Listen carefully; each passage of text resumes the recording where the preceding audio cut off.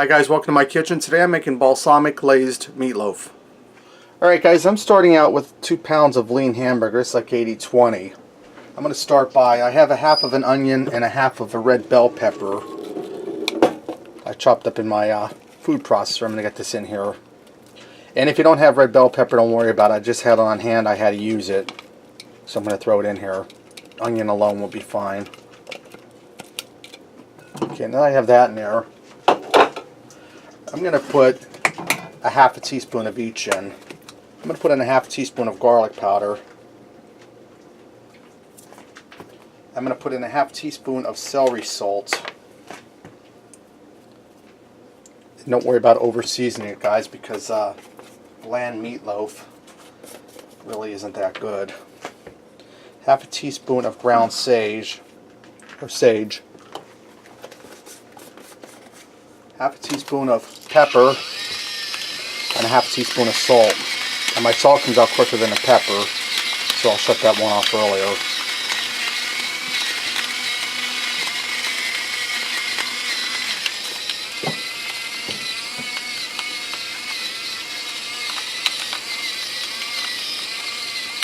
Okay, that's looking good, guys. I have Worcestershire sauce here. I'm going to go for about a tablespoon or so. And if you go over here, that's fine. Now I have 1 large egg. That's going in. And I'm going to put in some panko breadcrumb. I'm going to go for about a half a cup for now, and if I need to have more, I will. If you don't have panko, just regular plain breadcrumb will work fine.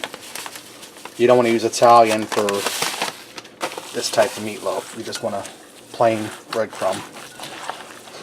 So I'm going to get in here and mix this up good. And I have a large piece of pepper here. We'll get rid of that. I'm going to need more breadcrumb for in here.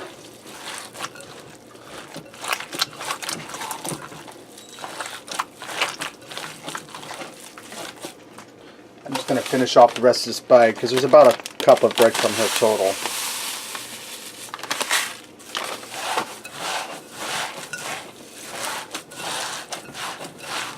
You can really smell that Worcestershire sauce coming through on this. Alright, now that I have my meatloaf mixed up, in my meatloaf pan with the removable tray, if you don't have one, just use a regular bread pan and make a tinfoil sling for in there. I sprayed this with cooking spray because even though this is a non-stick pan, it will stick, guys. And I see Copper Chef has out new meatloaf pans. It's a 2-pack for $30. Not 2-pack, but 2-pack. I'm going to get my meatloaf down in here.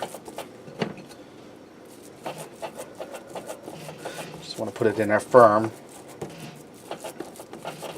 Now I'm going to set my meatloaf aside while we make the balsamic glaze for over top of the meatloaf.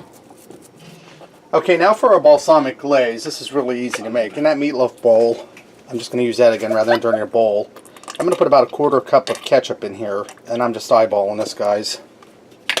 I'm also going to put in a tablespoon of balsamic vinegar. And I'm going to put in a tablespoon of brown sugar.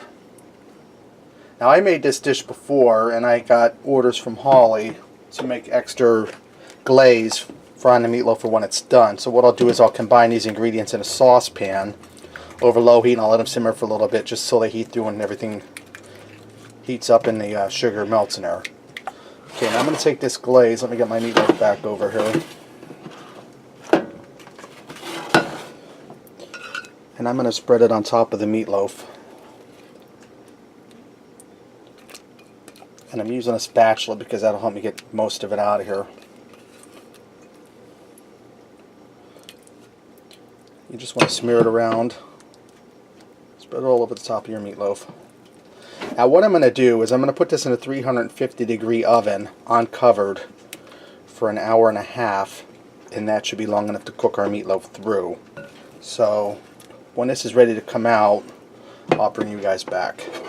Alright guys, my hour and a half is up, and I left this rest for about 10 minutes. Let's go ahead and cut into that.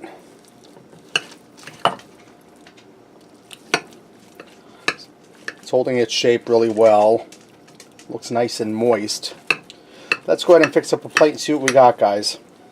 I also went ahead and made some Italian garlic mashed potatoes and carrots for on the side.